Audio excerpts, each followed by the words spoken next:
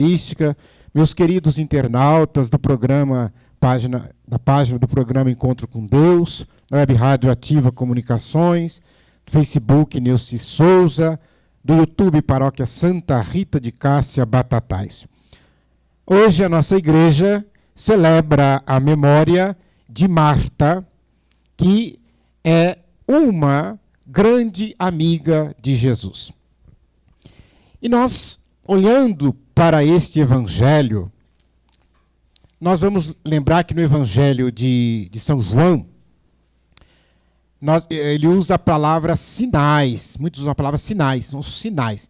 E nós temos uma sequência de 7 sinais.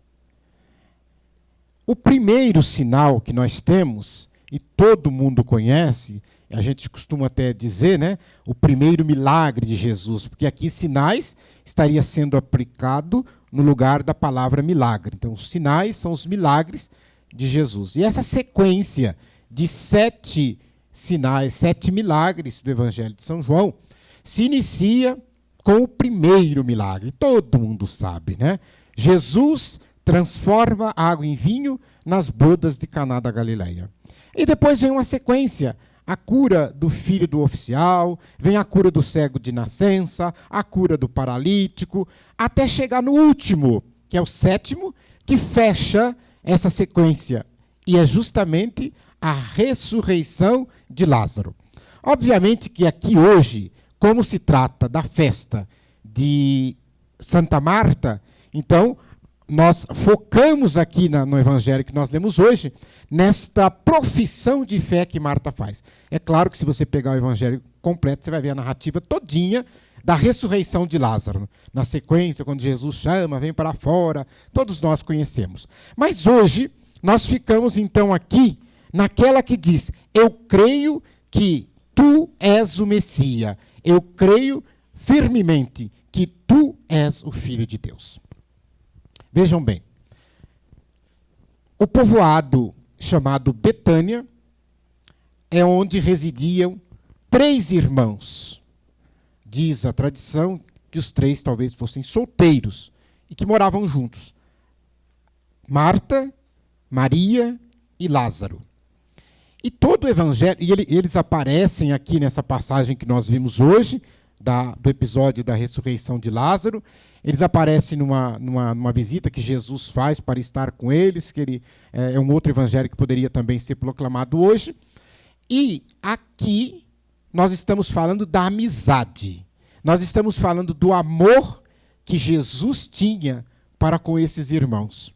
A palavra de Deus chega a dizer assim, eu parafraseando agora, quando Jesus talvez estivesse cansado, querendo fazer assim um retiro tal, ele ia para a casa desses irmãos.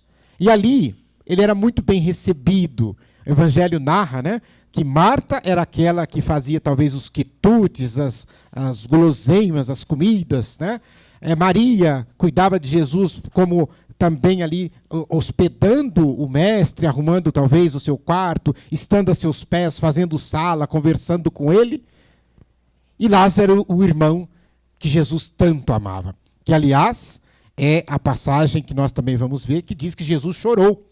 Jesus chora a morte desse amigo. Jesus chora ao ver o sofrimento daquelas irmãs que estavam perdendo um ente querido.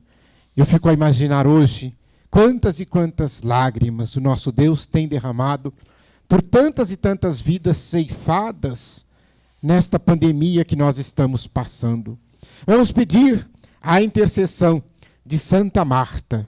E aqui, quando Marta vê Jesus, o coração dela se alegra.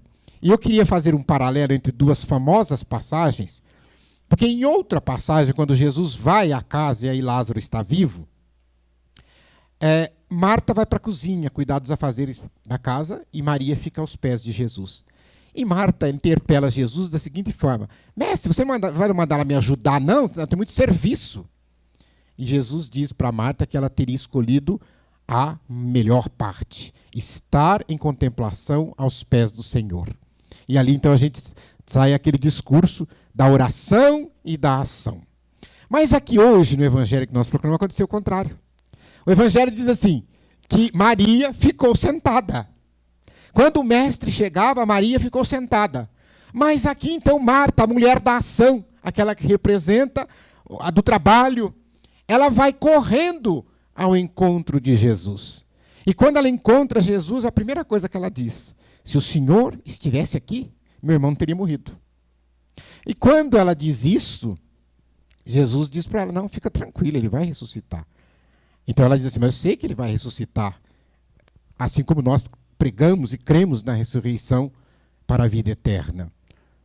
Mas Jesus então quis fazer esse último sinal, para fechar essa sequência toda, para mostrar que ele é o Senhor da vida. Então aqui nós precisamos entender que, na verdade, o que Jesus faz naquele momento, ele devolve esta vida humana para Lázaro. E é óbvio, então, que Lázaro volta à vida. Ele revive. É uma revivificação. Ele revive, volta a conviver com os seus, com as suas irmãs. E, obviamente, que depois, talvez na velhice, ele vem a falecer. Normalmente, como todo humano acontece. Mas olha que bonito. Então, ela faz essa profissão de fé diante de Jesus.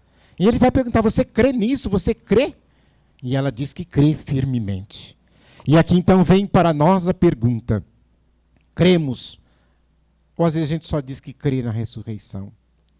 Quantas e quantas vezes, nessas ocasiões, a gente vê o desespero das famílias? Eu não sei aonde você está, de onde você está nos vendo. Aqui na nossa região, os velórios são com prazo limitado, são só 3 horas. E assim mesmo o velório de quem não morreu de Covid. Porque aqueles que morrem com esta doença já vai direto para o cemitério. É proibido fazer velório. Então aqui a gente focaliza hoje o sofrimento de Marta, de Maria, no sofrimento de todas essas pessoas que estão perdendo entes queridos e que sequer podem velar seus corpos. Mas quando nós vamos, eu sei que está tudo muito corrido, por causa dessa sorte, quando tem o velório, e que nós vamos, então a gente sempre fala da passagem do Evangelho de São João também, que casa muito bem com essa profissão de fé de Marta. Porque naquela passagem que os apóstolos discutiam, e que tantos de nós hoje também discutem, o que é que acontece com as pessoas que morrem? A pessoa fica na dúvida. O que é que acontece com as pessoas que morrem? E Jesus, naquele evangelho, dá uma resposta belíssima. Não se preocupem. Não perturbe o vosso coração. Ele está dizendo para nós hoje, as pessoas que faleceram, elas simplesmente estão deixando que o seu corpo, que veio do pó, para o pó retorne. Mas que o que é o Espírito, que vem de Deus, que vem do sopro do Criador, volta para o coração de Deus. E Jesus diz uma frase tão pequenininha que ela passa despercebida nesse evangelho. Ele fala assim, se não fosse assim, eu vos teria dito. Se não fosse assim, eu vos teria dito. Eu vou preparar um lugar para vós. E quando eu tiver preparado esse lugar, eu voltarei e vos levarei comigo, a fim de que onde eu estiver, estejais também vós. Essa é a nossa esperança, a esperança de Marta, de que no dia da ressurreição, todos nós estaremos junto com Jesus, junto com o Mestre. E aí, olhando para essa leitura da carta de João, da primeira carta de São João, que vai começar o discurso, Deus é amor. Olha que bonito. Deus é amor.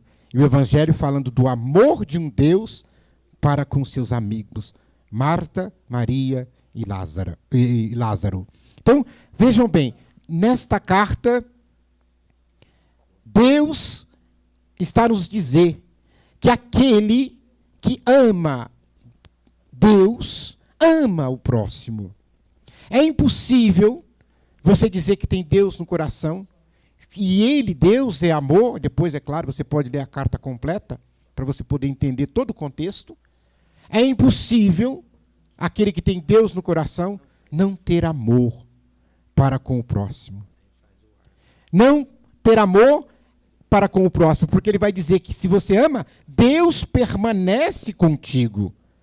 Porque se você não ama, e esse exercício do amor, eu volto a insistir. Não que a leitura diga, mas todos os estudiosos, também eu concordo com vários teólogos, que dizem assim, tem muita gente que confunde, quando se diz que Deus é amor, porque pensa no amor como um sentimento. E amor não é sentimento. Amor é decisão. Por que eu digo que o amor não é sentimento? Quais são os sentimentos que nós temos? Então, inúmeros. Poderíamos dizer a raiva, tristeza, o ódio. São sentimentos. Tá? Diferente dos sentidos, mas sentimentos. Agora, o amor, quando a gente diz que ele é uma decisão, eu preciso decidir amar. E esse amor, e o Papa Emérito Bento XVI, na carta Deus Caritas Est, ele faz, carta encíclica dele, né, sobre o amor, ele faz um belíssimo discurso diferenciando justamente quando a gente está com as pessoas, aqueles que são parentes de sangue, aquele que é esposo, que é esposa, ou aqueles que são amigos, então ele vai falar desse amor filia, de ágape e etc. Tal, que não dá aqui para a gente fazer todo o discurso. Mas só para dizer o seguinte, por que eu digo que o amor é a decisão? É quando eu decido amar. Quando eu decido doar a minha vida. Porque quem ama, doa a vida. Então, às vezes, o amor não é escrever cartinha, o amor não é fazer gestinhos, etc. Tal. Pode até ser que os gestos sejam consequência do amor. Mas ele não se resume a isso. Nós não podemos confundir o amor com prazer sexual. Nós não podemos confundir o amor com interesses outros. Interesse por não ficar na solidão, por ter amigos, por ter companhia para ir em festas, etc. Isso não é amor. Agora, o amor é como doação, é como entrega. Então, é aquela mãe que fica com fome para dar para o filho comer. É aquela mãe ou aquele pai que passa a noite acordada no hospital, chorando ao lado do filho, sabendo que no outro dia cedo tem que ir trabalhar e que vai estar com sono. Porque ela se doa, ela se entrega. É aquele que, se preciso for, diz, não, se eu tiver que correr o risco de morrer, mas eu dou um órgão, por quê? Porque para alguém que ele ama. E é por isso que a gente sempre diz que o maior símbolo do amor cristão, e é por isso que a leitura diz isso, o maior símbolo do amor cristão é Jesus crucificado. Quando nós olhamos para Jesus crucificado, pregado na cruz, o que o amor foi capaz de fazer. É por isso que a leitura diz que ele entregou o seu Filho único para ser morto para a salvação daqueles que ele amava, ou seja, todos nós. Que Santa Marta possa, neste dia, interceder por todos nós, para nos dar ânimo e coragem de continuar nesta ação na construção do reino de Deus. Santa Marta, rogai por nós.